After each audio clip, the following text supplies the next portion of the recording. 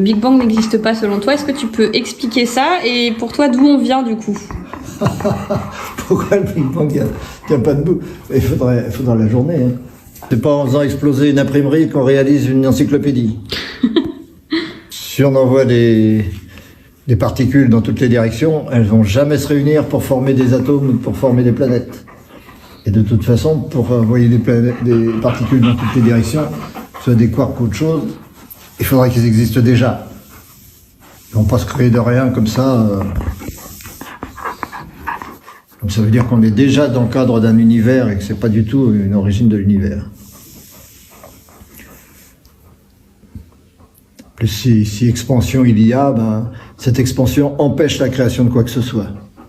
Et de toute façon, si c'est parce que on croit voir ici une expansion de l'univers par rapport à là où on est, qu'on se dit qu'au départ tout était concentré et tout a explosé, ça voudrait dire que nous sommes à l'endroit où il y a eu l'explosion. Et donc il ne devrait plus rien y avoir ici. Or, c'est ici qu'on est ici on est évolué. On est vivant, on est quelque chose. Et on n'est pas en expansion.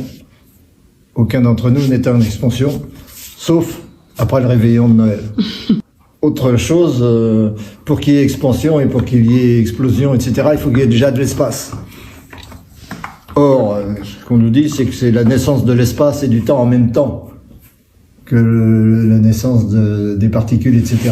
Donc, il n'y a pas de relativité dans ce cas-là, et s'il n'y a pas de relativité, il n'y a pas d'expansion. On ne peut pas dire que ce soit ni en expansion, ni en pas expansion, puisqu'il n'y a pas d'espace relatif, il n'y a pas d'espace pour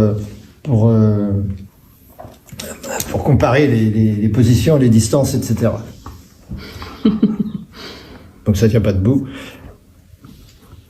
Et de toute façon, le résultat ne peut pas être ce qu'on observe, puisque les choses dures se reproduisent, ont une durée, ont une organisation, etc., permanente, qui est toujours la même, année après année, instant après instant, et de vie en vie. Or, si tout était issu d'un grand boom, on aurait peut-être un tas de cendres, mais c'est tout ce qu'on aurait. Et encore, ce serait déjà beaucoup. Ça ne peut pas s'organiser sans but. Pour s'organiser, il faut qu'il y ait un but. Et la seule cause de l'univers, c'est toujours le but. Mais le but n'est pas un but pensé, un but réfléchi, un but voulu, comme on pourrait croire qu'il y a un Dieu qui soit extérieur à l'univers et qui veuille, qui décide qu'on va dans telle direction, on va réaliser la vie, on va réaliser l'univers, tout ça. Pas du tout.